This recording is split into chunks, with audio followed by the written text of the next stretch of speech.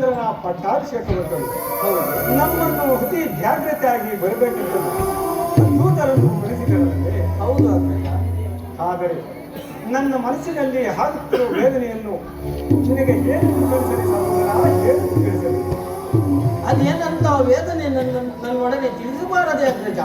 ಶತ್ರುಘ್ನ, ನಿನ್ನೆ ರಾತ್ರಿ ನನಗೊಂದು ಸ್ವಪ್ನವಾಯಿತು. ನಾನು ವಿಹಾರಾರ್ಥವಾಗಿ ಹೋಗುತ್ತಿರುವಾಗ ಬಹು ದೂರದಲ್ಲಿ ಒಂದು ಶಬ್ದವು ಕೇಳಿಬಂತು. ಆ ಶಬ್ದವನ್ನು ನಿವಾರಿಸುತ್ತಾ ಓಡಿದೆನು. ಅಷ್ಟರಲ್ಲಿ ನಮ್ಮ ಪೂಜ್ಯ ಜನಕರು ವಸ್ತ್ರಹೀನರಾಗಿ ಮಗು ಭರತ ಕೊನೆಗೂ ನನ್ನನ್ನು ಕಾಪಾಡಲಾರದೆ ಹೋದೆ ಎಂದು ಕೂಗಿಕೊಂಡರು.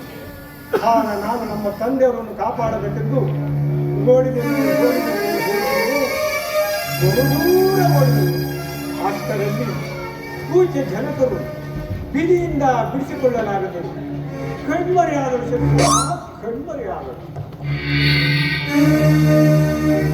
ಈ ದಿವಸ ಎಚ್ಚರವಾಯಿತು. ಎದ್ದು ನೋಡುವುದರೊಳಗಾಗಿ ಎಲ್ಲವೂ ಶೂನ್ಯ. ಹೀಗೇಕಾಯಿತು ಹೀಗೇಕಾಯಿತು. ಅದು ಅಲ್ಲದೆ ಈ ದಿವಸ ಇಲ್ಲಿ ನೋಡಿದರೆ ಶ್ರೀರಾಮಚಂದ್ರನ ಪಟ್ಟಾಭಿಷೇಕ.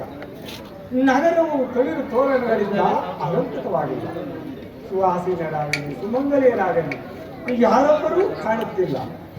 ಈ ಅಯೋಧ್ಯೆಯನ್ನು ನೋಡಿದರೆ ಕಾರ್ಯ ಬುದ್ಧಾದಿಗಳ ಸ್ಮಶಾನದಂತೆ ಭಾಸವಾಗುತ್ತದೆ.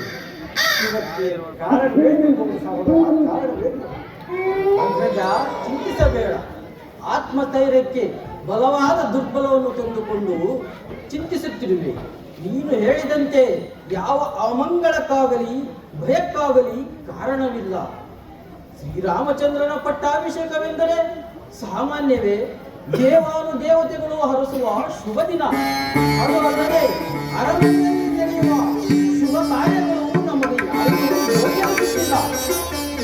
ಏಕೆಂದರೆ ಸುತ್ತಲೂ ಕೋಟೆ ಆವರಿಸಿದೆ.